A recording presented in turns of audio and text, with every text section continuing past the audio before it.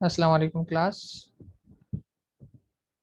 तो आज है हमारे पास एक न्यू टॉपिक जो कि ClO3 को बिलोंग करता है and the title is trees.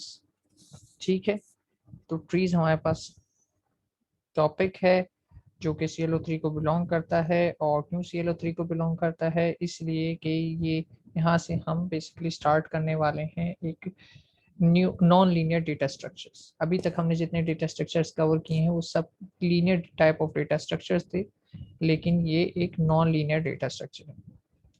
ठीक है, as the name implies trees, ये डेटा स्ट्रक्चर कुछ ट्रीज की तरह ही काम करता है, यानी दरख्त जिस तरीके से होता है बिल्कुल इसमें वही टर्मिनोलॉजीज यूज होंगी और इसमें डेटा के अरेंजमेंट भी कुछ इसी फैशन में होगी। तो मजीद इंतजार किए बिना आइए स्टार्ट कर लेते हैं। तो ट्रीज में भी हमारे पास अच्छे खासे टॉपिक्स हैं। ट्रीज है, कुछ उसकी बेसिक्स है, ट्रीज की रिप्रेजेंटेशन है, फिर हमारे पास यहाँ पे एक हीप सॉर्ट एल्गोरिथम है, ट्रैवर्सिंग है, और इसके अलावा एप्लीकेशन है, और एक हमारे पास यहाँ पे थोड़ा कहना चाहिए कि डिफिकल्टी लेवल जिसका ज़्यादा है वो टॉपिक भी है जिसे कहा जा रहा है बाइनरी सर्च ट्रीज। और इसमें हमारे पास 3 सब टॉपिक हैं: सर्चिंग, इंसर्शन एंड डिलीशन। ठीक है, तो ये टॉपिक डिफिकल्ट इस वजह से है कि इसमें हम यूज करेंगे concepts of pointers and link list heavily. ठीक है, तो जिसको पॉइंटर्स क्लियर हो, लिंक लिस्ट के कॉन्सेप्ट्स क्लियर हो, तो यहाँ पे हमारे पास बाइनरी सर्च ट्रीज आ जाता है। बाइनरी सर्च ट्रीज में एक्चुअली हम डबली लिंक लिस्ट यूज करेंगे। ठीक है, तो ये तो हो गया ओवरव्यू ऑफ दिस चैप्टर। तो इसे हम स्टार्ट कर लेते हैं मजीद इंतजार किए बिना। तो लेट्स सी ट्रीज में हमारे पास क्या है, या ट्रीज इटसेल्फ है क्या। तो ट्रीज जैसे कि मैंने बताया कि नॉन लीनियर डेटा स्ट्रक्चर्स की क्लास को बिलोंग करता है। तो सबसे पहली बात तो यही है कि ये एक नॉन लीनियर डेटा स्ट्रक्चर है but it is very powerful. ठीक है, क्यों पावरफुल है? क्योंकि इसमें स्केलेबिलिटी की बहुत ज़्यादा गुंजाइश मौजूद है। स्केलेबिलिटी हो जाती है, डेटा को इंसर्ट करना बड़ा आसान हो जाता है। और यूँ कहा जाए कि आजकल कुछ डेटाबेसिस डेटा जो अपने पास अरेंज कर रहे हैं वो लीनियर के बजाय ट्री फैशन में अरेंज कर रहे हैं। ठीक है, तो such type of data structures are से इनको इन जनरल तो कहा जाता है नॉन एसक्यूएल टाइप या no SQL type of databases, जिसकी बहुत सारी एग्जांपल्स हैं, जिनमें से एक एग्जांपल है मोंगो डीबी, जो कि data sort of her record को ट्री के फॉर्मेट में अरेंज करता है, फील्ड्स देन सब फील्ड्स देन सब फील्ड्स फैशन में, ना कि टेबल्स के फॉर्म में। तो ये ट्रेंड आजकल काफ़ी पॉपुलर है। और तो हर खैर दोनों के प्लस एंड माइनसेस होते हैं, टेबुलर के भी या एसक्यूएल डेटा बेस के और नॉन एसक्यूएल के। तो हम उस पर बात नहीं करेंगे क्योंकि that's beyond the scope of our lecture. लेकिन ट्रीज हैवीली यूज हो रहा है डेटा स्टोरिंग के व्यू पॉइंट से। ठीक है, ठीक हो गया। तो trees non linear data types हैं या नॉन लीनियर टाइप के डेटा स्ट्रक्चर्स हैं। अच्छा, ट्रीज की खास बात क्या है कि इसमें हायरार्की होती है, इसमें रिलेशनशिप है हायरार्किकल। हायरार्किकल का मतलब ये है कि इसमें पेरेंट चाइल्ड का एक तरीके से रिलेशनशिप है। ठीक है, इट्स लाइक मैं आपको अगर समझाना चाहूँ, it's like your family tree. Family tree का मतलब है और ग्रेट ग्रैंड फादर होंगे, फिर आपके ग्रैंड फादर होंगे, फिर आपके फादर होंगे, then you and then next generation your successors. तो इनमें आपने देखा हिरारकी है, ऐसा नहीं है कि मैं इनको ऑर्डर चेंज कर सकूं। मैं और मेरे ग्रैंडफादर सेम लेवल पे नहीं आ सकते, क्यों ट्रीज के सेम लेवल पे नहीं आ सकते, क्योंकि अगर मैं ब्रांच लेवल पर हूँ तो वो डेफिनेटली रूट के करीब होंगे। तो कहीं ना कहीं ट्री में क्या होती है, रूट होती है और रूट आगे बढ़ती जाती है, उसकी ब्रांचेस निकलती जाती हैं और इवेंचुअली लीफ पर जाकर वो एंड हो जाती है। तो डेटा स्ट्रक्चर के व्यू पॉइंट से भी ट्रीज बिल्कुल ऐसे ही है कि एक तो इसमें हायरार्की है और इसमें रूट नोड भी होती है। रूट नोड वो नोड होती है जो कि आपका स्टार्टिंग पॉइंट हो ट्री का, यानी सबसे बड़ा प्रीडिसेसर। ठीक है, यानी सबसे बड़ा हेड ऑफ द फैमिली क्या कहलाता है, आपका रूट कहलाता है, जहां से आप काउंट काउंट कर रहे हैं या ट्री को ड्रॉ कर रहे हैं। अगर यहाँ पे जो आपकी स्क्रीन पे इस वक्त डायग्राम दिखाई दे रही है इसकी बात की जाए, तो यहाँ पे रूट ऑफ द ट्री जो है वो नोड ए है। देन ए की बात की जाए तो ए के 3 सक्सेसर्स मौजूद हैं, node P, node C and node D, and definitely ये 3 सब ट्रीज हैं, ठीक है। बी एक अलग समझने खानदान मौजूद है, सी अलग है और डी अलग है। अगर बात की जाए तो बी के भी नीचे बहुत सारे सब ट्रीज मौजूद हैं, बी की भी अलग ब्रांचेस है, बी के भी 2 सक्सेसर्स हैं, फिर ई है, ई का एक सक्सेसर एंड सो ऑन, और eventually L M N O P Q R S, इनके कोई सक्सेसर नहीं है, ना एच का, ना आई का, ना के का। तो जिनके कोई सक्सेसर्स नहीं होते वो कहलाती हैं लीफ नोड, यानी टर्मिनल पे या बिल्कुल एंड पे उन नोड्स को कहा जाता है लीफ नोड। और यहाँ पे अगर से मैं ए नोड को डिलीट कर दूं, या यूं कहा जाए से ए मेंबर ऑफ द फैमिली का इंतकाल हो जाता है, तो आप देखेंगे कि ये ट्रीज 3 डिफरेंट सब ट्रीज में डिवाइड हो जाएगा, और इसके 3 different head of the families आ जाएंगे। एक फैमिली का हेड बी होगा जो बी वाले ट्री को कवर करेगा, एक फैमिली का सी होगा जो सी वाली फैमिली को कवर करेगा, और इसी तरह एक फैमिली का हमारे पास क्या होगा, डी हो जाएगा। तो ये इस तरीके से डिस्ट्रीब्यूट हो सकते हैं कि एक फैमिली ये बन सकती है, एक फैमिली ये डी वाली फैमिली बन सकती है, और एक बीच में सेंटर में सी वाली फैमिली भी आ जाएगी।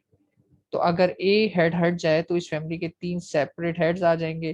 तो 3 सेपरेट हेड्स फिर क्या होंगे, तो वो अलग अलग 3 ट्रीज में ब्रेक हो जाएंगे, 3 सब ट्रीज में ब्रेक हो जाएंगे, ठीक है। तो एक ट्री की सिर्फ एक ही रूट नोड होती है, और अगर वो रूट नोड हटा दी जाए तो नीचे वाले ट्रीज इंडिपेंडेंट ट्रीज बन जाते हैं, ठीक हो गया। तो there is special node in the tree called root node, मैंने आपको बता दिया सबसे पहली नोड जहां से स्टार्ट हो रहा है। रिमूविंग नोड्स और data items are partition into number of mutually exclusive subtrees. ये जो भी मैंने आपको बात बताई कि एक नोड को अगर मैं हटा देता हूँ तो उसके नीचे म्यूचुअली एक्सक्लूसिव सब ट्रीज बन जाएंगे, यानी अगर एक को हटा दूंगा तो यहाँ पे आप देखें बी सी डी 3 अलग अलग ट्रीज बन जाएंगे। या अगर मैं से यहाँ से इस जगह से डी को हटा देता हूँ तो इधर भी 3 म्यूचुअली एक्सक्लूसिव ट्रीज बन जाएंगे, यानी आई के एंड जे, जे एक अलग फैमिली बन जाएगी, आई अलग फैमिली, एच अलग फैमिली। तो जब भी एक नोड डिलीट होती है तो वो नीचे जितने भी ब्रांचेस होती हैं वो डिसजॉइंट या म्यूचुअली एक्सक्लूसिव, एक दूसरे पर डिपेंड नहीं करते, सब ट्रीज में कन्वर्ट हो जाते हैं,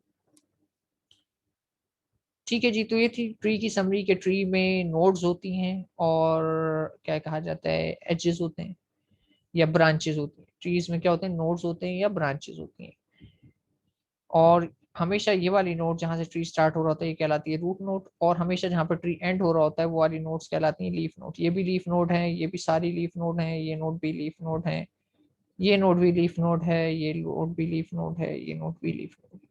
और ये जो लाइंस हैं इनको कनेक्टिंग लाइंस, इनको कहा जाता है ब्रांचेस, ठीक है, क्योंकि रूट्स और लीफ के दरमियान आती हैं ब्रांचेस। स्टेम्स का कॉन्सेप्ट यहाँ पे नहीं है, हम ब्रांचेस कहते हैं, बस रूट कहते हैं या लीफ कहते हैं।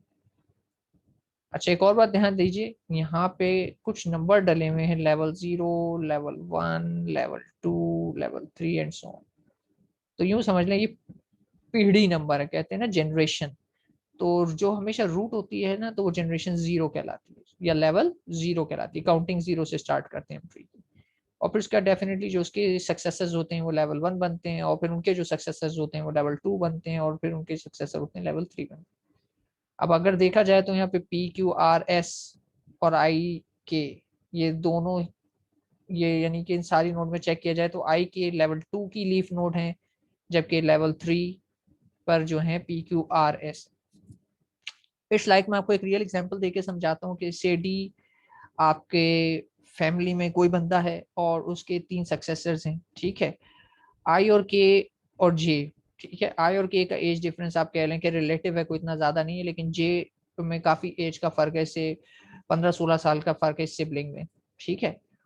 तो जब तक आई और के कहना चाहिए कि अपनी शादी की उम्र में पहुंचते हैं या इसे यूनिवर्सिटी जाने लगे, इनकी उम्र इतनी हो गई कि टीन एजर्स हैं, तो तब तक क्या होता है कि जे के जो हैं सक्सेसर्स मजीद आ चुके होते हैं।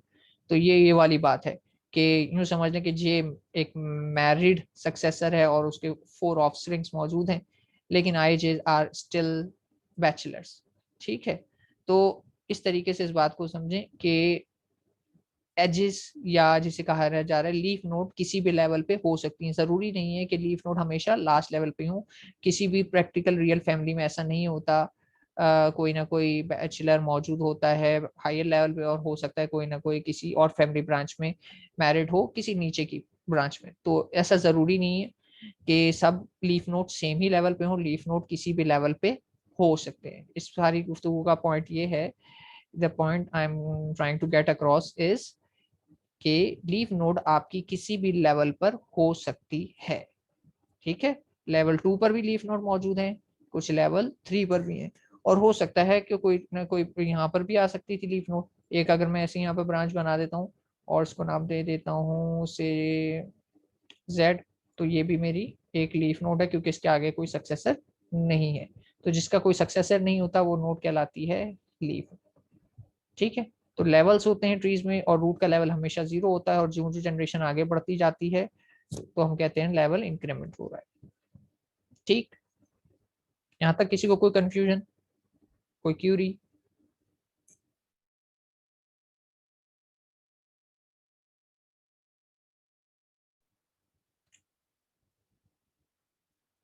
ठीक, तो चलें आगे बढ़ते हैं, देखते हैं और क्या मजीद ट्रीज में।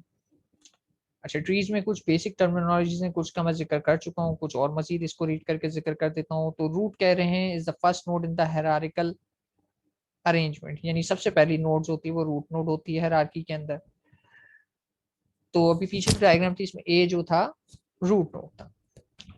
Each data item in are tree is called a node, it specifies the data information and link. Links जो है वो कहलाते हैं ब्रांचेस, जो कनेक्टिंग लाइंस थी वो कहलाते हैं ब्रांचेस। जब हम प्रोग्रामिंग में जाएंगे और अगर पॉइंटर्स इंप्लीमेंट करें तो ये पॉइंटर्स बन जाएंगे। ठीक है, डिग्री भी एक चीज होती है ट्री के अंदर। Degree of a node is a number of sub trees of a node in the given tree. यानी डिग्री का मतलब है कि आपके कितने सक्सेसर्स हैं। डिग्री का मतलब है आपके कितने सक्सेसर्स हैं। तो प्रीवियस डायग्राम में अगर आप देखें ए के 3 सक्सेसर थे बी सी डी, तो ए की डिग्री क्या है? 3 है। बी के सक्सेसर 2 थे तो बी की डिग्री है 2, सी के सक्सेसर 2 थे, डी के सक्सेसर 3 थे। तो इसका मतलब वही है कि अगर सिंपल वर्ड्स में कहा जाए कि किसकी कितनी ऑफस्प्रिंग है, इन जनरल फैमिली के बारे में कहा जाए, तो डिग्री हो जाती है वो नंबर कि आपके कितने बच्चे हैं। सिंपल जुबान में जो कहा जाए ना कि आपके कितने बच्चे हैं, कहेगा भाई 3 बच्चे हैं माशाल्लाह, तो ये चीज हो जाती है योर डिग्री। ठीक है, तो ट्री के व्यू पॉइंट से ये चीज कहलाती है डिग्री। और नोट की डिग्री होती है, ठीक है, हर नोट की अलग अलग डिग्री होती है, लेकिन अगर ओवरऑल ट्री की डिग्री की बात की जाए तो वो होती है मैक्सिमम ऑफ ऑल डिग्रीज। यानी अगर इस पर्टिकुलर ट्री की बात की जाए, मैं बैक कर देता हूँ, इस पर्टिकुलर ट्री की अगर बात की जाए तो मैं आपसे पूछता हूँ बताइए इस ट्री की डिग्री क्या होगी, नोट की पूरे ट्री की डिग्री क्या होगी। तो वो मुझे बताना चाहेगा इस ट्री की डिग्री क्या होगी, इस कंप्लीट ट्री की। यानी इस खानदान में अगर कहा जाए कि डिग्री बताएं इस खानदान की क्या है, तो क्या होगी?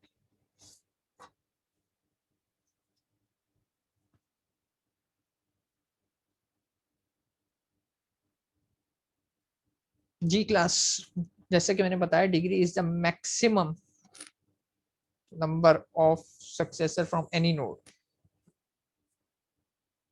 मतलब अगर इसको मैं थोड़ा सा फनी में कहूँ आपके, कहा जाए कि what is the best record in your, क्या कहना चाहिए,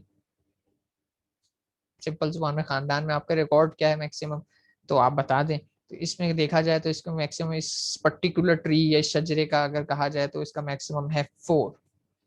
ठीक है, तो सी के 2 ऑफस्प्रिंग है, बी के 2 ऑफस्प्रिंग है, डी के 3 ऑफस्प्रिंग है, लेकिन जे के माशाल्लाह 4 ऑफस्प्रिंग इसमें आ रहे हैं या 4 सक्सेसर्स आ रहे हैं, तो कहा जाएगा इस ट्री का जो बेस्ट है या मैक्सिमम है वो क्या है? 4। तो इस ट्री की जो डिग्री कहलाएगी वो कहलाएगी मैक्सिमम ऑफ ऑल डिग्रीज, और वो है 4। ठीक है, लेकिन इंडिविजुअल नोट्स की डिग्री भी होती हैं, और अगर ओवरऑल ट्री की डिग्री की बात की जाए तो वो मैक्सिमम ऑफ ऑल डिग्रीज होता है। A node with degree 0 is called the leaf node. और देखने से ही पता लग रहा है कुछ ऐसी नोट भी होती हैं जिनका कोई सक्सेसर नहीं होता, और उन नोट्स को क्या कहते हैं हम? Leaf node. तो लीफ नोड का चूंकि कोई सक्सेसर नहीं होता तो इसकी डिग्री क्या होती है? 0 होती है। तो लीफ नोड की कोई डिग्री नहीं होती। और ऐसी नोट्स जिनकी कुछ ना कुछ डिग्री हो 0 से ज्यादा, तो वो नोट कहलाती है इंटरमीडिएट नोट। यानी इसमें जो भी बीच में नोट्स आ रही हैं वो सारी की सारी क्या हैं? अदर देन लीफ नोट, सारी की सारी नोट कहलाती हैं इंटरमीडिएट या नॉन टर्मिनल नोट, क्योंकि टर्मिनल तो लीफ है, तो इसके अलावा सारी नोट्स कहलाएंगी नॉन टर्मिनल या इंटरमीडिएट नोट्स। ठीक हो गया। तो ये डिग्री की बात हो गई। डिग्री के बाद लेवल्स की बात आ रही है। लेवल्स मैंने आपको ऑलरेडी बता दिए कि रूट से लेवल स्टार्ट होता है, स्टार्टिंग फ्रॉम जीरो, और फिर अगले जनरेशन पे, अगले लेवल पे लेवल इंक्रीमेंट होता रहता है। एक और टर्म है डेप्थ। डेप्थ क्या होती है कि किसी भी ब्रांच के अंदर मैक्सिमम नंबर ऑफ नोड कितनी आ रही है। आप ट्री की सबसे बड़ी ब्रांच देखें और उसमें कितनी नोड्स आ रही हैं, उसे कहा जाता है डेप्थ। या इसका एक और फॉर्मूला भी मौजूद है कि डेप्थ हमेशा होती है मैक्सिमम लेवल नंबर, यानी इस ट्री का मैक्सिमम लेवल नंबर जो भी है उसमें +1 कर दें। ठीक है, यानी मैक्सिमम इसका लेवल नंबर 3 है तो उसको कहेंगे depth is 3 + 1 is equals to 4। क्यों 4 कह रहे हैं कि अगर मैं यहाँ से स्टार्ट होता हूँ और इस तरफ बढ़ता हूँ तो इसमें टोटल इस ट्रैक के अंदर देखा जाए या पाथ के अंदर कितनी नोड्स आ रही हैं, 4 आ रही हैं।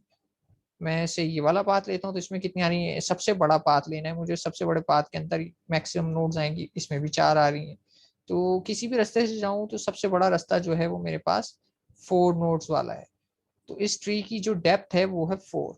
लेकिन अगर से यहाँ पे से एक और ब्रांच निकल रही होती कोई सी और यहाँ पे ये होता तो इस ट्री की जो डेप्थ है वो क्या हो जाती, फिर इस ट्री की डेप्थ हो जाती 5। अगर इस ट्री में यहाँ पे एक और ब्रांच होती तो इसका एक और लेवल बढ़ जाता, क्योंकि नेक्स्ट लेवल पे आती तो लेवल भी 4 हो जाता। और डेप्थ का फॉर्मूला है मैक्सिमम लेवल +1। तो what is the degree, sorry, what is the depth of the tree? Depth of the tree is maximum number of node in the largest branch कह लें या लार्जेस्ट पाथ कह लें। तो सबसे ज्यादा नोड्स जहां आती हैं वो कहलाती है डेप्थ ऑफ द ट्री।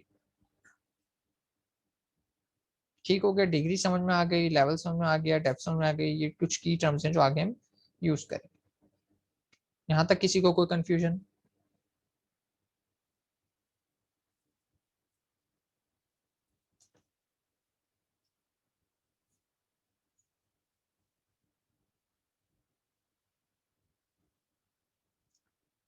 चलिए, उम्मीद करता हूँ कोई कंफ्यूजन नहीं है, तो आगे बढ़ते हैं। तो ये था हमारे पास सिंपली ट्रीज। और हमारे पास क्या है, ट्रीज में हम मजीद आगे बढ़ते हैं तो ट्रीज में फर्दर क्लासिफाई हो जाता है। ट्रीज के बाद हम आ जाते हैं अगले स्टेप पे और उसे कहते हैं बाइनरी ट्री। ठीक है, हम ज्यादा एक्सप्लोर करेंगे बाइनरी ट्री को। ट्री तो एक जनरल है, बाइनरी ट्री में थोड़ी सी कंस्ट्रेंट या रिस्ट्रिक्शन है। तो बाइनरी ट्री क्या है? Binary tree is a tree in which no nodes can have more than 2 childrens. Children से मुराद है सक्सेसर्स। यानी इस पे एक रिस्ट्रिक्शन है। रिस्ट्रिक्शन क्या है कि हर नोड के मैक्सिमम 2 चाइल्ड या 2 सक्सेसर हो सकते हैं, उससे ज्यादा नहीं हो सकते। यानी अगर आप किसी ट्री पर ये कंस्ट्रेंट लगा दें कि no more than 2 nodes are allowed, तो वो ट्री क्या बन जाता है? वो ट्री बन जाता है आपका बाइनरी ट्री। ठीक है, तो बाइनरी ट्री इज कि आप ट्री पर एक कंस्ट्रेंट या रिस्ट्रिक्शन लगा दें कि मोर देन 2 चिल्ड्रंस या more than 2 successors are not allowed, तो वो बाइनरी ट्री बन जाता है। ठीक है, और 2 चिल्ड्रन, चाइल्ड चिल्ड्रन का वर्ड यूज हुआ है तो इसमें नॉर्मली वर्ड्स जो यूज होते हैं वो होता है एक लेफ्ट चाइल्ड और एक होता है राइट चाइल्ड। क्योंकि दो हैं, एक लेफ्ट साइड पे तो उसे लेफ्ट कह रहे होंगे, जो राइट साइड पे उसे राइट करेंगे। और हम जिस व्यू में हमें ऑब्जर्व करने में आ रहा है हम उसी के देखेंगे। ठीक है, तो लेफ्ट साइड पे जो दिख रहा है वो लेफ्ट चाइल्ड है, जो राइट साइड पे दिख रहा है वो राइट चाइल्ड। यानी इस डायग्राम को देखा जाए तो ए अगर मेरा रूट है तो बी इसका लेफ्ट चाइल्ड है और सी राइट चाइल्ड है। फिर देन बी के व्यू पॉइंट से देखें तो डी राइट चाइल्ड है, सॉरी डी लेफ्ट चाइल्ड है और ई राइट चाइल्ड है। डी के रिस्पेक्ट से देखें तो डी के कोई भी चाइल्ड नहीं है। ठीक है, तो क्योंकि ये लीफ नोड है। ई को देखा जाए तो ई में एच और आई, एच लेफ्ट है आई राइट है। जी को देखा जाए तो जी के पास सिर्फ और सिर्फ लेफ्ट चाइल्ड है जे, लेकिन राइट चाइल्ड नहीं है। तो इसका मतलब है कि ऐसा ट्री बाइनरी ट्री ही कहलाएगा जिसमें या तो 2 चिल्ड्रन हो, या एक भी चिल्ड्रन हो, या एक भी ना हो। तो ये तीनों क्राइटेरिया मीट करते हैं, यानी मैक्सिमम 2 अलाउ है। 2 भी हो सकता है, 1 भी हो सकता है, 0 भी, लेकिन 2 से ज्यादा नहीं। तो वो ट्री कहलाता है बाइनरी ट्री, क्योंकि बाइनरी का मतलब ये है 2। ठीक हो गया। Binary tree is defined as a finite set of element called nodes such that T is an empty if there is no node in the tree. Obvious सी बात है, tree empty होगा अगर उसमें कोई नोड नहीं है। Tree contains a special node R called the root of the node. वही बात है जो भी बताई, रूट होती है सबसे पहली node. Remaining nodes of T forms an ordered pair of disjoint binary trees T1 and T2 called subtrees of R. वही वाली बात है कि लेफ्ट और राइट सब ट्रीज निकलेंगे क्योंकि लेफ्ट और राइट चाइल्ड हैं और डिसजॉइंट होंगे, आपस में इनका कोई लिंक नहीं है। और अगर T1 is non empty then its root is called the left successor of R। ठीक है, लेफ्ट सक्सेसर ऑफ R मतलब ये है कि T1 अगर नॉन एम्प्टी है, जैसे कि अगर B की बात कर लें तो B जो है इस वक्त क्या कहलाएगा, लेफ्ट सक्सेसर ऑफ A कहलाएगा। रूट है A और B इज लेफ्ट सक्सेसर और C इज राइट सक्सेसर, ये वही बात, left child and right child. और सिमिलरली T2 जो है राइट चाइल्ड या राइट सक्सेसर कहलाएगा। अगर इस पर्टिकुलर बाइनरी ट्री के रिस्पेक्ट से बात की जाए तो इधर वही बात बता रहे हैं कि ए रूट है, बी लेफ्ट चाइल्ड या लेफ्ट सक्सेसर है, सी राइट चाइल्ड या राइट सक्सेसर है ए का। और इन अदर वर्ड्स ये भी कह सकते हैं A is the father of B and C, ये भी सही होगा, कहना गलत ना हो। और अगर फादर सेम है तो फिर ये कहना भी गलत नहीं होगा कि बी और सी जो हैं सिबलिंग नोड्स हैं। ठीक है, सिबलिंग का मतलब है कि they are brother sister, sister brother, brother brother, कोई भी रिलेशन हो सकता है, बस सिर्फ ये सिबलिंग है। ठीक है, बहन भाई को कहा जाता है आपस में सिबलिंग। और जो बाकी नोड्स का नाम दिया जा रहा है DHIFJ, ये सारी की सारी लीफ नोड है क्योंकि इनका कोई सक्सेसर नहीं है। ये वही कॉन्सेप्ट है लेकिन अब इनको थोड़ा सा रिफाइंड कर दिया गया है in the form of binary tree. ठीक है, यहाँ पे किसी को कोई कंफ्यूजन?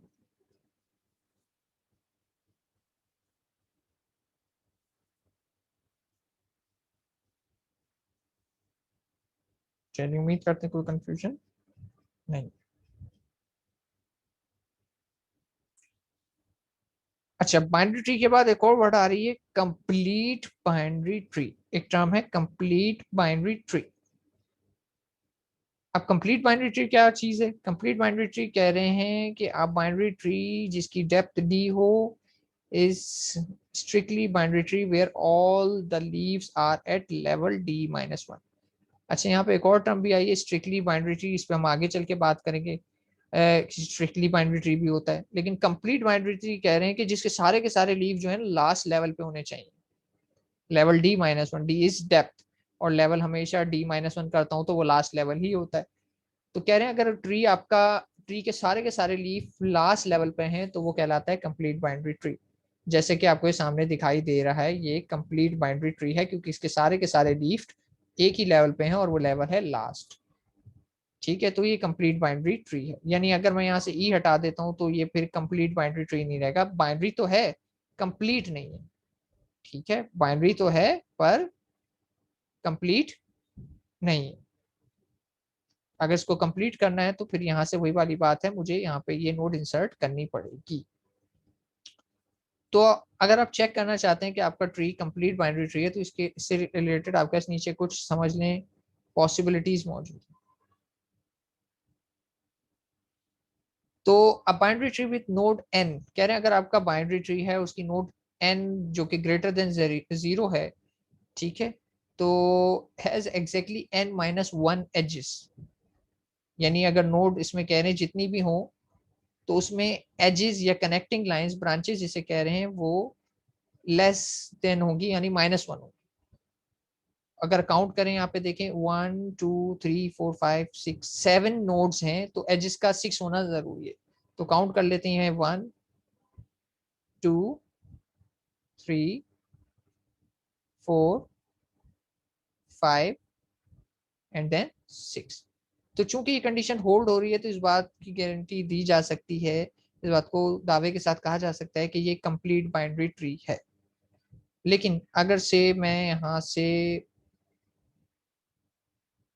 ये वाली नोड को डिलीट कर देता हूँ, यानी कि ये नोड यहाँ से हटा देता हूँ, अब अगर ये नोड हट गई तो जाहिर सी बात है ये कनेक्शन भी हट गया। अब अगर ये कनेक्शन हट गया है तो मैं नोड काउंट करता हूँ 1 2 3 4 5 6। ठीक है, कितनी हो रही है? 6 नोड हो रही हैं। और कनेक्टिंग लाइन कितनी है? 1 2 3 4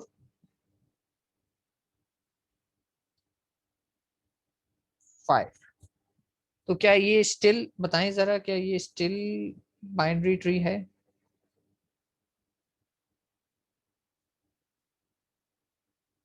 कंप्लीट बाइनरी ट्री है क्या? नोड 6 है, एजेस 5 है, कंडीशन तो मिट हो रही है। तो कंडीशन मीट हो रही है, तो क्या ये स्टिल कंप्लीट बाइनरी ट्री है? नहीं, ये कंप्लीट बाइनरी ट्री नहीं है। तो इसका मतलब ये है कि सिर्फ इस कंडीशन की बेस पे नहीं मैं बता सकता कनेक्टिंग लाइन वाले रिलेशनशिप पे कि ये बाइनरी ट्री है। तो फिर हमें सेकंड कंडीशन देखनी पड़ेगी। सेकंड कंडीशन क्या कह रहे हैं कि ये फॉर्मूला सेटिस्फाई होना चाहिए, जो कि फॉर्मूला है 2 की पावर d यानी depth minus 1 nodes in it. हमेशा ये फॉर्मूला ट्रू होना जरूरी है, और ये असल फॉर्मूला है जिससे आपको पता लगेगा कि आपका tree binary complete binary tree है। डेप्थ लिखा हुआ है डी, अगर इसकी डेप्थ की बात करें तो डेप्थ 1 2 3, यानी यहाँ से अगर मैं चेक करूँ तो डेप्थ 3 आ रही है। तो 2 to the power 3 means 8, 8 minus 1 is 7। तो ये कंप्लीट बाइनरी ट्री सिर्फ और सिर्फ उस वक्त होगा जब इसमें 7 नोड्स होनी चाहिए, और अब आप देखें तो 7 नोड्स इसमें मौजूद हैं। अगर इसमें से एक भी नोड डिलीट कर दूंगा तो ये फॉर्मूला सेटिस्फाई नहीं होगा, और फॉर्मूला सेटिस्फाई नहीं होगा तो फिर इसका मतलब ये है कि कंप्लीट बाइनरी ट्री नहीं है। तो ये मोर रूबस्ट कंडीशन है इस बात को चेक करने के लिए कि असल कंडीशन यही है जो कंप्लीट बाइनरी ट्री पे अप्लाई होती है। और हम पहले भी इस कंडीशन को देख चुके हैं, जब भी हमारे पास ट्री या बाइनरी ट्री का पैटर्न आता है, या जब भी हमारे 2 to the power n का पैटर्न आता है, तो आप देखते हैं हमारे पास ट्री जैसी शेप ही आ रही होती है। हमने इसको प्रीवियसली देखे तो टावर ऑफ एनॉय में फिबोनाची सीरीज में विजिट किया, और वहां पे टाइम कॉम्प्लेक्सिटीज अगर 2 to the power n है, तो उधर आपने देखा कि अगर ड्रॉ करते हैं तो हमारे पास ट्री टाइप स्ट्रक्चर ही आता है। तो ये मेन कंडीशन है। और ये अदर पोस्टुलेट्स कह लें या चीजें हैं जो कंडीशंस पूरी होनी ही होनी है अगर ये कंडीशन ट्रू हो जाती है। तो अगर ये कंडीशन ट्रू है तो आप देख सकते हैं कि मेरे पास ये कंडीशन भी होल्ड कर रही है। If a binary tree contains n node at level l, then it contains at most 2n nodes at level l plus. ये क्या मतलब हुआ, कह रहे हैं कि से इस लेवल की अगर मैं बात करूं और इसमें नोड्स n है, तो कहा जा रहा है कि इस वाले लेवल पे नोड्स 2n होंगी यानी डबल होंगी, और इस वाले लेवल पे हाफ होंगी यानी n minus n divide by 2। तो चेक कर लेते हैं बात। इस पे अगर 2 हैं तो इस वाले लेवल पे देखा जाए आपको 4 दिखाई दे रही हैं, इस वाले लेवल पे दिखाई देगा हाफ 1 दिखाई दे रही है। ये लेवल की बात कर रहा हूँ, ये देखें इस लेवल पे सिर्फ 2 हैं, इस लेवल पे 4 हैं, और आगे बढ़ेंगे तो अगले लेवल पे 8 आ जाएंगे। तो ये कंडीशन भी होल्ड कर रही है और करनी चाहिए कंप्लीट बाइनरी ट्री के लिए, कि इसमें हर लेवल पे नोड्स डबल होती जाती हैं, और होनी भी चाहिए, क्योंकि 2 to the power n का मतलब यही होता है कि हर मर्तबा हर स्टेप में डबल। और लास्ट पॉइंट क्या है, a complete binary tree of depth d contain exactly 2l nodes at each level. Further कह रहे हैं कि हर लेवल पे 2l नोड्स होती हैं। 2l नोड से क्या मुराद है, l यहाँ पे ध्यान रहे लेवल नंबर है। तो अगर मैंने बताया इसका लेवल है 0, तो यहाँ पे 2 to the power 0 नोड्स होंगी। इसका लेवल नंबर है 1, तो यहाँ पे 2 to the power 1 नोड होंगी। इसका लेवल है 2, तो यहाँ पे 2 to the power 2 नोड्स होंगी। और आप देख सकते हैं 2 to the power 0, 2 to the power 1 and 2 to the power 2, it's same as binary. Binary numbers में भी तो ये होता है ना, पहले 2 to the power 0, फिर 2 to the power 1, then 2 to the power 3। बस फर्क क्या है, ये वर्टिकल कर दूं अगर मैं हॉरिजॉन्टल करे से थोड़ा सा यूं रोटेट कर दूं, तो ये बिल्कुल वैसी टेबल बन जाएगा, 2 to the power 0 वाला, फिर 2 to the power 1 वाला, and then 2 to the power 2 and 3 and so on. तो वही आता जाएगा नंबर 1 2 4 8 16 एंड सो ऑन। तो ये फॉर्मूला भी होल्ड कर रहा है, लेकिन मेन फॉर्मूला ये वाला है, इसको ध्यान रखिए। ये वही है ना कि मैक्सिमम नंबर ऑफ कॉम्बिनेशन और या रेंज का फॉर्मूला, रेंज क्या आएगी, तो रेंज ये आएगी। ठीक हो गया, उम्मीद करता हूँ कि इसमें कोई क्यूरी नहीं होगी। तो ट्री हमने पढ़ लिया, ट्री के बाद हमने उसको रिफाइंड करके बाइनरी ट्री बना लिया, और बाइनरी ट्री से रिलेटेड कुछ फॉर्मूलाज देख लिए। लास्ट सब टॉपिक हमारा क्या है कि बाइनरी ट्री की रिप्रेजेंटेशन। बाइनरी ट्री आखिरकार पढ़ तो लिया हमने क्या होता है, थ्योरी तमहीदी गुफ्तगू हो गई। अब हमें ये देखना है कि बाइनरी ट्री को एक्चुअली मैं मेमोरी में रिप्रेजेंट कैसे करूंगा। इवेंचुअली तो मुझे यही देखना होता है ना मेमोरी में कैसे बनेगा, तो अब वो देख लेते हैं। तो पहली रिप्रेजेंटेशन है एरे बेस रिप्रेजेंटेशन। अब एरे बेस रिप्रेजेंटेशन भी कर सकते हैं हम, और चूंकि हमने लिंक लिस्ट का टॉपिक पढ़ लिया तो हम लिंक लिस्ट बेस रिप्रेजेंटेशन भी कर सकते हैं। तो पहले देख लेते हैं एरे बेस रिप्रेजेंटेशन। तो एरे बेस रिप्रेजेंटेशन में क्या है कि an array can be used to store node of a binary tree, the node store in an array of memory can be access sequentially. Formula इधर क्या है, कैसे पता लगेगा आपको कि कितनी एरे की मेमोरी रिक्वायर्ड है? इसका तरीका है यही फॉर्मूला, डेप्थ वाला फॉर्मूला। से अगर आपकी डेप्थ टी है, डेप्थ के लिहाज से, तो आपने 2 to the power d करते हुए एरे का साइज ये ले लेना है। और उसका नंबर अगर डेप्थ 3 है तो डेप्थ 3 की वजह से साइज आएगा 7। तो आपने एरे का साइज 7 रख लेना है, 7 के अंदर ये ट्री स्टोर हो जाएगा। लेकिन अगर ध्यान दें तो ये ट्री कंप्लीट बाइनरी ट्री नहीं है, यहाँ पे ये वाली प्लेस खाली है। तो जब मैं इसको प्लेसमेंट कर रहा हूँ तो देखिए नंबरिंग मैंने कैसे दी है, 0 और देन 1 देन 2, ये इंडेक्स नंबर है, देन 3 देन 4 देन 5 देन 6। तो अगर आप नंबरिंग देखें, मैं इंडेक्स नंबर कैसे मैप कर रहा हूँ, sequentially from left to right, यानी पहले लेवल 0 को कंप्लीट करता हूँ, फिर लेफ्ट टू राइट लेवल 1 को कंप्लीट करता हूँ, फिर लेफ्ट टू राइट लेवल 2 को कंप्लीट करता हूँ, फिर लेफ्ट टू राइट लेवल 3 करूंगा, फिर so on left to right ही चल रहा है। यानी नंबरिंग मैंने इसको इस तरीके से दी। तो ए जो है मेरी इंडेक्स नंबर 0 पे जाके स्टोर हो जाएगा, ठीक हो गया। बी मेरे इंडेक्स नंबर 1 पे स्टोर हो जाएगा, सी मेरे इंडेक्स नंबर 2 पर, डी मेरे इंडेक्स नंबर 3 पर, ई मेरे इंडेक्स नंबर 4 पर। लेकिन इंडेक्स नंबर 5 एक प्लेस बनता है, यहाँ पे कोई ना कोई नोड होनी चाहिए थी लेकिन वो एब्सेंट है, तो ये वाला प्लेस मैंने यहाँ पे देखें एम्प्टी छोड़ दिया, यहाँ पे कोई डेटा नहीं रखा गया। और 6 वाली जो लोकेशन बनती थी वो राइट चाइल्ड की बनती थी, ठीक है। इसमें ये ध्यान रखना है लेफ्ट की भी पोजीशन, अगर लेफ्ट ना भी हो तो भी उसके लिए मेमोरी एलोकेट करवानी पड़ेगी, क्योंकि इन फ्यूचर हो सकता है आप उधर एक नई नोड इंसर्ट कर दें, तो आपको मेमोरी प्री एलोकेट करानी पड़ती है, एरे में रन टाइम पे नहीं होती, तो आप इनिशियली ही स्पेसेस ले लेते हैं। तो एरे रिप्रेजेंटेशन बहुत सिंपल है, हमेशा आप ट्री पे मार्किंग करेंगे, स्टार्टिंग फ्रॉम रूट नोड से नीचे आते जाएंगे लेवल, और लेफ्ट टू राइट उसको सीक्वेंस में नंबर देते जाएंगे। 0 से काउंटिंग स्टार्ट होगी, सीक्वेंस में इंडेक्स अप्लाई होंगे, जगह खाली भी हो तो वहां नंबर लिखा जाएगा, और एरे के अंदर भी वो जगह खाली छोड़ दी जाएगी जहां पे डेटा नहीं है। तो है तो रिप्रेजेंटेशन बहुत सिंपल, लेकिन एरे रिप्रेजेंटेशन सूट करती है जब आपका ट्री जो है कंप्लीट बाइनरी ट्री हो, यानी उसमें एम्प्टी स्पेसेस ना हो। क्योंकि एम्प्टी स्पेसेस होंगे तो जैसे कि आपने देखा यहाँ पे space of index 5 is vacant, तो ये जगह खाली है, मैंने तो रिजर्व करा ली थी शुरू में, 7 लोकेशन यूज की, 6 तो एक हो गई वेस्ट। तो इसमें क्या है कि मेमोरी एफिशिएंटली यूटिलाइज नहीं होती, जो कि एरे की फंडामेंटल प्रॉब्लम है। तो अभी तो ये सिर्फ 7 एलिमेंट है, लेकिन अगर मेरा ट्री बहुत बड़ा ट्री हो जिसमें थाउजेंड्स ऑफ नोड्स हों और उसमें बहुत सारी नोड्स की प्लेसेस खाली हों, तो वहां पे मेरी मेमोरी का वेस्टेज बढ़ जाएगा। तो मेमोरी का वेस्टेज बढ़ जाएगा तो इसका मतलब एफिशिएंटली मेमोरी यूटिलाइज नहीं होगी। तो स्पार्स ट्रीज में या जिसमें बहुत सारी स्पेसेस पे डेटा मौजूद नहीं है, पोजीशंस खाली हैं, वहाँ पे एरे बेस्ड रिप्रेजेंटेशन इतना अच्छा परफॉर्म नहीं करती, क्योंकि ये बैड मेमोरी यूटिलाइजेशन करती है, इफेक्टिवली यूटिलाइज नहीं करती। तो जो जो मेरा एरे का सॉरी ट्री का साइज बढ़ता जाएगा तो एरे में वेस्टेज बढ़ता जाएगा, एफिशिएंट मेमोरी यूटिलाइजेशन नहीं होगी, जो कि एरे का एक बुनियादी मसला है। और मुझे मेमोरी कंपाइल टाइम पे रिजर्व करानी है, तो वो रिजर्व हो जाएगी, यूज ना की तो वेस्ट हो जाएगी, और कंपाइल टाइम पे करनी ही पड़ेगी। क्योंकि मैं तो ये सिंपल सा फॉर्मूला लगा रहा हूँ 2 to the power d। अब फर्ज करें यहाँ पे एक नोट थी और फिर एक यहाँ पे एक नोट थी, तो इसकी डेप्थ डबल हो गई, ठीक है। यानी इधर 2 to the power 3 का जब फॉर्मूला लग गया 2 to the power 5, इसका मतलब हो गया यहाँ पे नंबर आ गया 31। तो मैं जो एरे एलोकेट कराऊंगा उसका साइज तो 31 तक जा रहा होगा।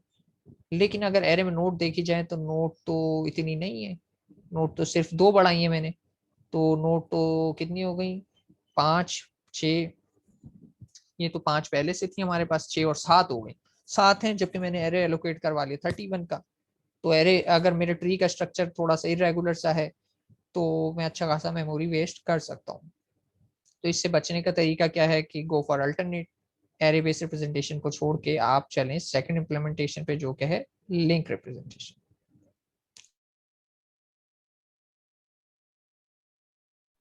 ठीक है, तो एरे रिप्रेजेंटेशन है तो सिंपल, लेकिन इसमें प्रॉब्लम आ सकती है। अच्छा, before going to link representation, हमारे पास कुछ फार्मूलाज हैं एरे रिप्रेजेंटेशन में, जो कि ये फाइंड आउट करें कि आप इस वक्त किस नोड पे मौजूद हैं। तो उस नोट से अगर आपको फाइंड आउट करना हो कि मेरा पेरेंट कौन है, या मेरा लेफ्ट चाइल्ड क्या कौन सी लोकेशन पे मिलेगा, या राइट चाइल्ड कौन सी लोकेशन पे मिलेगा, इंडेक्स नंबर फाइंड आउट करना हो, तो उसके फॉर्मूलाज केवल है, बड़े सिंपल से formulas. The father of a node having index n can be obtain bye n minus one divide by two. ये सिंपल सा फॉर्मूला है अगर आपको अपने फादर नोड की इंडेक्स निकालनी है, यानी फादर ऑफ नो डी अगर मुझे फाइंड आउट करना है वेयर एरे इंडेक्स इज 3। अच्छा, मैं पीछे ले चलता हूँ और डी का फादर हम कैलकुलेट करने की कोशिश करते हैं using formula n minus one divide by two. तो डी पर मैं अगर मौजूद हूँ, ठीक है, डी ये है डी, ठीक है। अब मुझे डी की इंडेक्स है 3, मेरे पास ये इन्फॉर्मेशन मौजूद है और मुझे इसके फादर की इंडेक्स नंबर चाहिए, तो फॉर्मूला है n minus one divide by two. तो n minus one divide by two करना है मुझे, तो जो इंडेक्स आएगी वो मैं कहूंगा कि इसके फादर की इंडेक्स है, और ये इंटीजर है, ठीक है, इंडेक्सेस इंटीजर होती है। तो n इस वक्त क्या है मेरे पास 3, 3 माइनस वन इज 2, और 2 डिवाइड बाई टू अगर करता हूँ तो मेरे पास रिजल्ट आ जाता है 1। तो इसका मतलब है डी की फादर की इंडेक्स 1 है, ये मैंने फाइंड आउट कर लिया, ठीक है। लेकिन देखा जाए तो ई का फादर भी बी ही है, तो अगर मैं ई की इंडेक्स प्लेस करूं, यानी यहाँ पे 3 के बजाय मैं 4 प्लेस कर दूं, तब भी इसका रिजल्ट 1 ही आना चाहिए। तो चेक कर लेते हैं क्या 1 ही आ रहा है। तो 4 minus one divide by two, तो 4 माइनस वन इज 3, और 3 को मैं डिवाइड करता हूँ 2 से तो रिजल्ट आता है एक्चुअली तो 1.5, लेकिन चूंकि मैं इंटीजर्स में डील कर रहा हूँ तो 0.5 ट्रंकेट हो जाएगा और मेरा रिजल्ट सिर्फ और सिर्फ रह जाएगा 1। तो ये फॉर्मूला परफेक्टली वैलिड है फॉर बोथ लेफ्ट सक्सेसर या लेफ्ट चाइल्ड और राइट चाइल्ड, दोनों के लिए। दोनों के लिए अगर मैं n minus one divide by two करता हूँ और इसे इंटीजर ही कंसिडर करता हूँ तो मुझे पेरेंट या फादर नोड की इंडेक्स मिल जाएगी, ठीक है। तो ये फॉर्मूला है अपनी फादर नोड का इंडेक्स फाइंड आउट करने की, n minus one divide by two. चलें, फादर नोड तो ठीक है, हो गया। The left child of a node having index n can be obtained by 2 to the power n plus 1। अब अगर मैं किसी फादर नोड पे मौजूद हूँ और लेफ्ट चाइल्ड का पता करना चाहता हूँ तो इसका फॉर्मूला क्या है 2 to the power n minus one. यानी अगर मैं 0 पे मौजूद हूँ तो 2 टू द पावर n, यानी 2 मल्टीप्लाई बाय ये है ना 2 to the power n plus one. अब n की जगह मैं अलग अलग नंबर सब्सटीट्यूट करके उसके लेफ्ट चाइल्ड का पता निकालता। अगर n की जगह 0 सब्सटीट्यूट कर दूंगा तो 0 प्लस वन 1। तो ये देखें 0 वाला जो भी था उसका जो लेफ्ट चाइल्ड है उसकी इंडेक्स बन रही है 1। लेकिन अगर मैं 1 सब्सटीट्यूट कर देता हूँ 2 टू द पावर n, यानी मल्टीप्लाई बाय 1 हो गया और प्लस 1, यानी मैं b के लेफ्ट चाइल्ड का पता करना चाह रहा हूँ। मैं पता करना चाह रहा हूँ कि b के लेफ्ट चाइल्ड की इंडेक्स क्या है। तो अच्छा, प्लस 1 भी आएगा इधर, प्लस 1 में मिस कर गया, प्लस 1,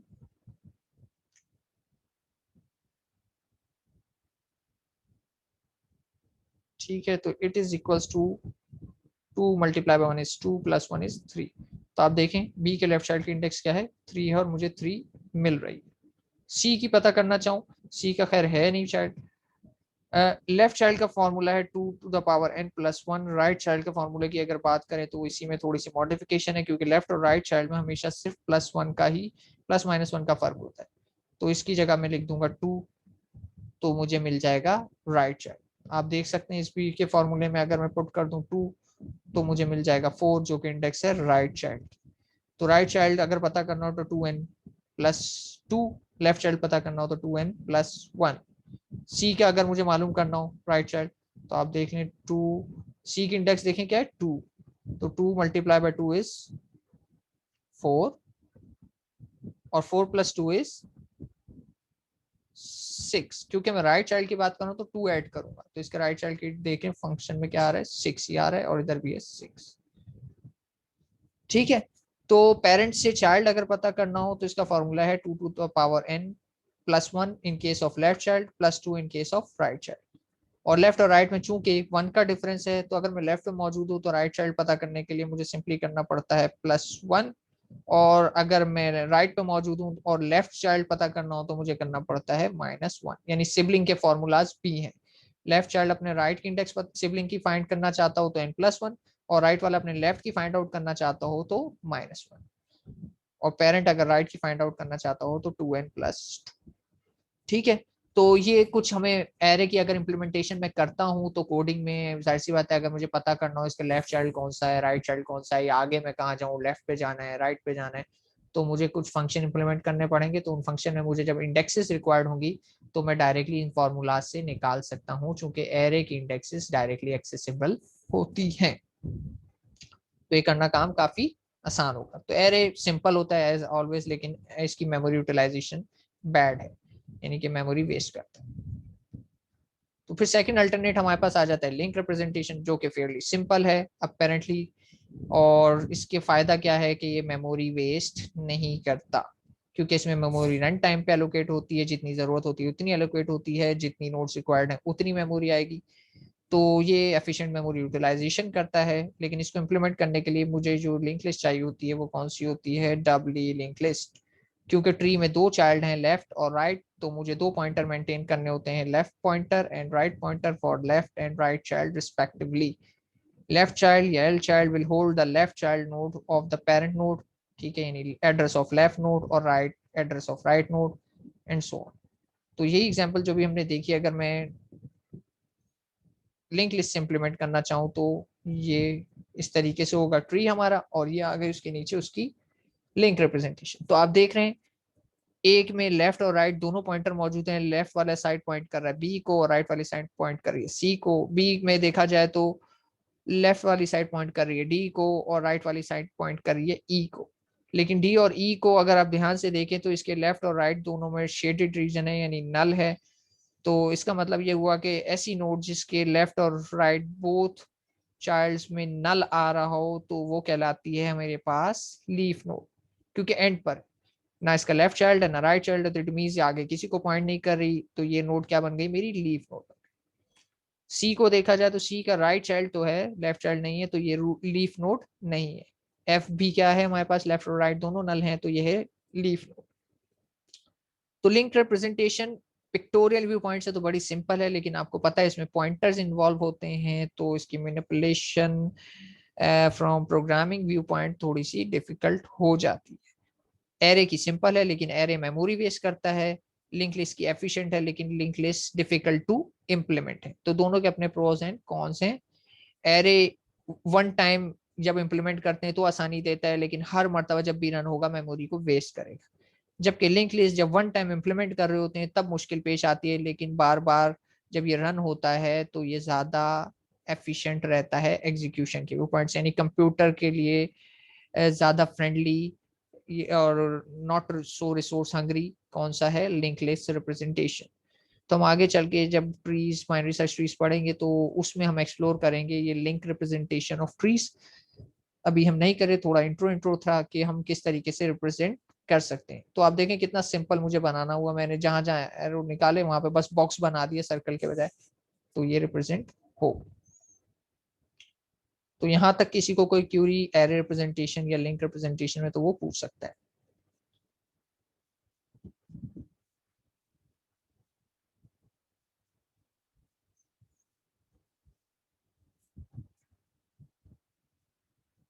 ठीक है, नो क्यूरीज। तो मेरी तरफ से आज का लेक्चर कंक्लूडेड है। अगर आप लोगों को कोई क्यूरी नहीं है तो shall I conclude the lecture.